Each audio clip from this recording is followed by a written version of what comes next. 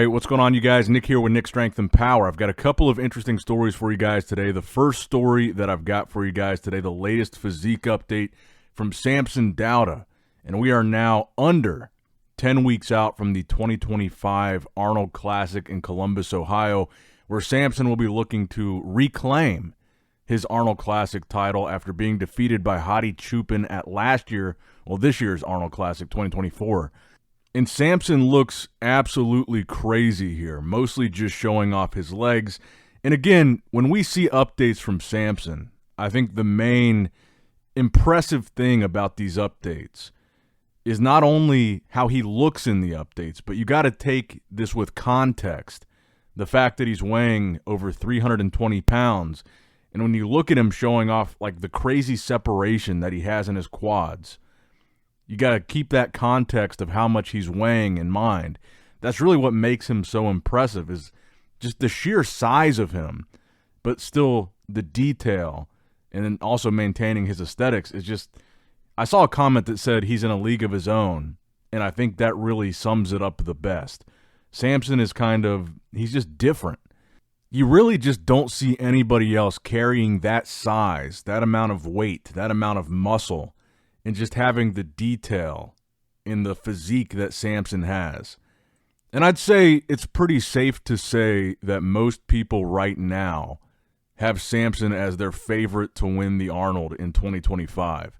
I'd say the second biggest challenger being Derek Lunsford, another former Mr. Olympia in that lineup. You've also got Andrew Jacked, Brandon Curry, William Bonac. These are some of the guys that are really gunning for Samson. But realistically, it looks like at this point, from most of the physique updates that we've seen from the guys that we know are doing the show, Samson really does just kind of look like he's in a league of his own. It's hard to imagine that Samson, being your reigning, defending Mr. Olympia champ, competing at the Arnold, it's hard to imagine him getting beaten.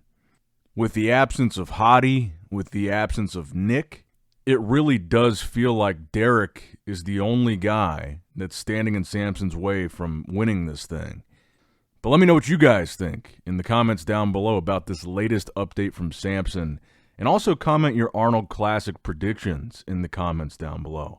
Now, next up in the news, we got a really cool guest posing from Kalecinski at the Shiru Classic in Mumbai, and it was very heavily Dragon Ball Z themed guest posing. Very cool.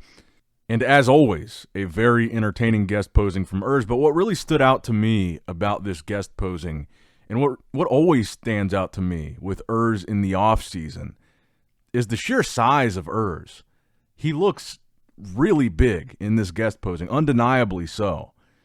And while we don't know what he's weighing at this guest posing, he looks significantly bigger than he looked at the Olympia, and he had a really good showing at the Classic Physique Olympia this year. Top 3, looked really good, and I think maybe even also his biggest Olympia Classic Physique look to date this year. And I've heard rumors that could be the next guy that's going to transition to open bodybuilding from Classic Physique. We're starting to see several guys do it. Chris Bumstead kind of led that charge in the popularity of switching to open. And in the last video, we just talked about Stefan Matala, who's switching to open bodybuilding because it was too hard for him to make weight in Classic Physique. And we see in the offseason, and we see him post up numbers like 275 pounds in the offseason. These are open bodybuilding weights in the offseason.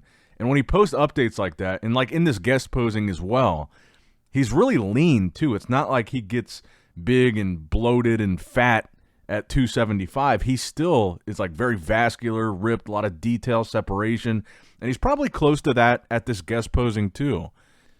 And when I consider all these factors about and you think about him switching to open, I also consider the fact that is sitting out the Arnold Classic this year, a show that he typically does. He was the name that really stood out to me when that competitor list came out for the Arnold and Classic Physique. The absence of his name, to me, was like the biggest one. Because, yeah, you've got Wesley, you've got Michael DeBoule, you've got Mike Sommerfeld in there, but Breon, Ramon, and in particular missing from that. I'm really surprised by that. Because not only is usually at the Arnold, but but I know that it's a show that he loves to do. So that kind of makes me wonder even more about a potential transition to open bodybuilding by sitting out the Arnold. Or maybe he's just solely focused on the Olympia next year in classic physique. But I don't know. I mean, aside from the entertainment aspect, that was what really jumped out to me about this guest posing, is he looked particularly big here to me. And I kind of wonder about that open bodybuilding move, if that's going to be something that he actually pursues. And I say this a lot, but I think it's really true. I think the most exciting thing that we get to see as bodybuilding fans is crossovers. When a top guy from one division crosses over to another and does really well, we got to see that with Chris. But I mean, think about it. We saw it with Keon. Keon came from classic physique to now he's the 212 Olympia champ and talking about potentially moving to open. Derek Lunsford winning the 212 Olympia and then eventually winning the open Olympia. These are just a couple examples, but I think these are the most exciting things that we get to see as bodybuilding fans. And I hope that Urs becomes one of those guys if that is his goal. And Keon is he's a really good example, because Keon, he was a top guy when he did classic physique, but he never won the classic physique Olympia. So Urs could kind of be in that same category as Keon, although Urs is already much bigger than Keon was when Keon was doing classic. So the guys that successfully switch divisions and do these crossovers, to me, that's the most exciting thing that we get to watch.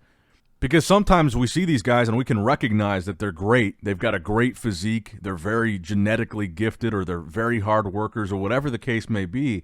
But sometimes the division that they're in really is just too limiting for them to realize their true potential as a physique competitor. Whatever division they choose to do, a lot of times ends up being a better fit for their physique. So even though they might have been great in classic or great in 212, lifting that restriction a lot of times brings out their best physique. And maybe that's the case with Urs, because Keon was great in classic physique, but then Keon was like amazing winning the 212 Olympia.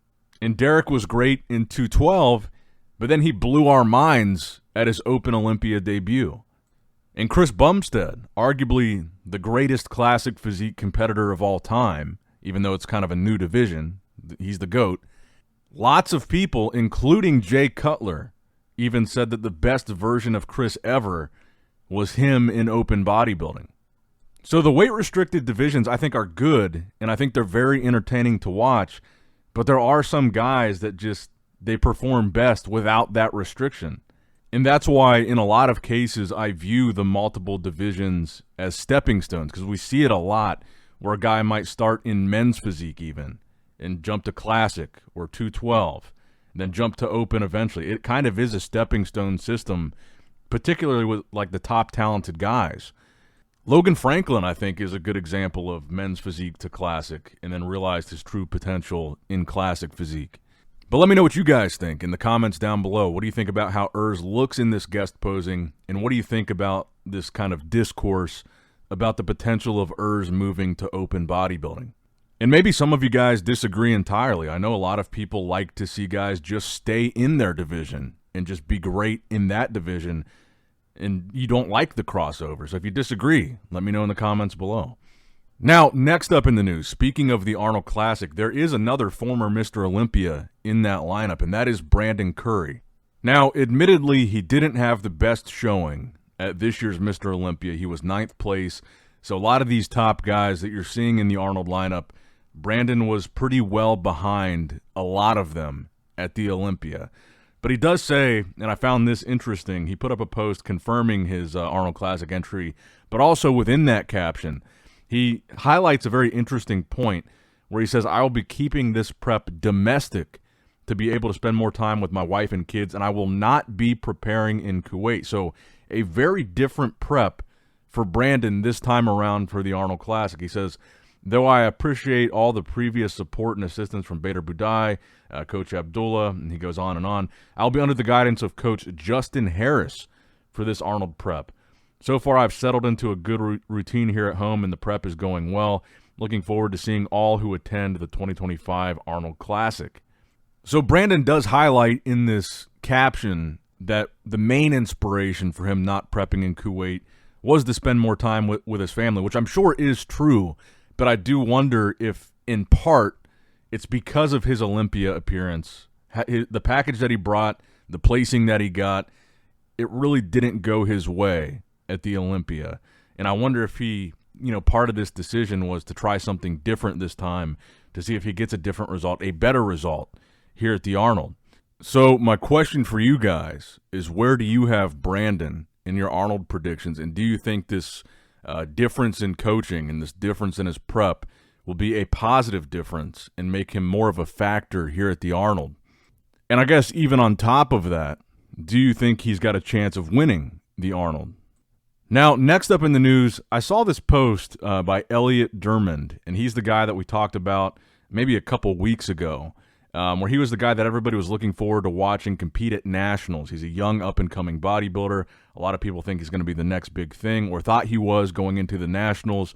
Very impressive, very young guy, a lot of potential, but he had all kinds of health issues that prevented him from doing the nationals, and he said he wanted to focus on his health.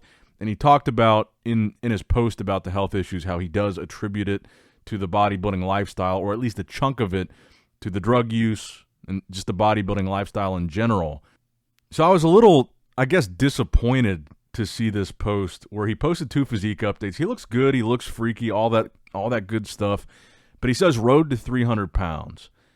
So I was a little bit disappointed that, like, this soon after having these, like, legitimately life-threatening health issues with his heart, to see that he's, like, right back to pushing it to 300 pounds and, like, putting that on display.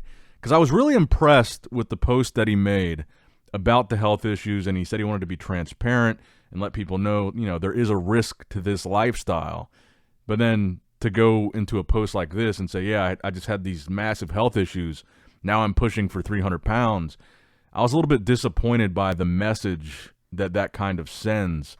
Because in his case, he's a younger bodybuilder, he's an amateur, and he's pushing to be the next big thing. So in that context, I think he is an example to a lot of other young, up-and-coming amateur bodybuilders that are looking at what he's doing. So I was impressed with the initial post where he said, look, I want to be transparent. I think this was in part due to my bodybuilding drug use, and I thought that was a good message to, like, make people aware of the risk, these young up-and-coming guys more aware.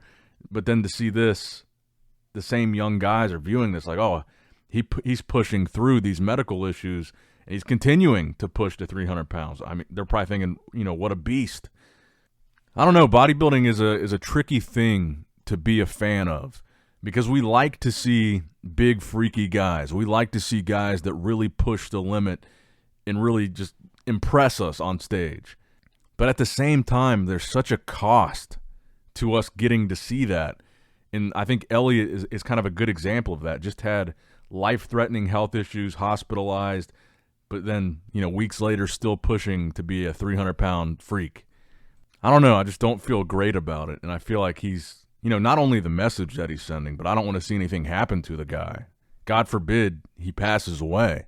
Because I feel like this is how that happens a lot of times in bodybuilding. There's definitely been several guys that have had health issues, have had medical emergencies, but they just continue to compete, they continue to push it, and then something happens to them.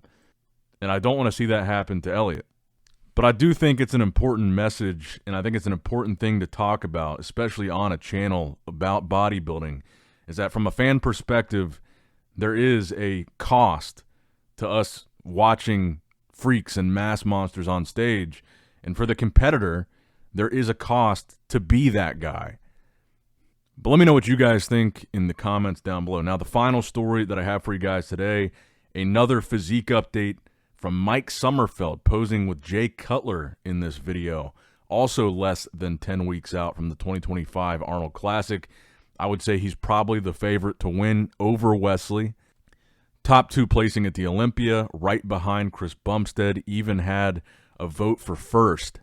And I wanted to include this physique update in this video because he hits what I think is his best pose, and maybe now in the absence of Chris, he might even have the best front double bicep in classic physique right now. The taper that he has in the front double is just like something I've never seen. It's crazy. Well, I wouldn't say like something I've never seen, because I think Keon has the best front double in the whole IFBB right now. But from the perspective of his taper in the front double bicep, it's just absolutely insane.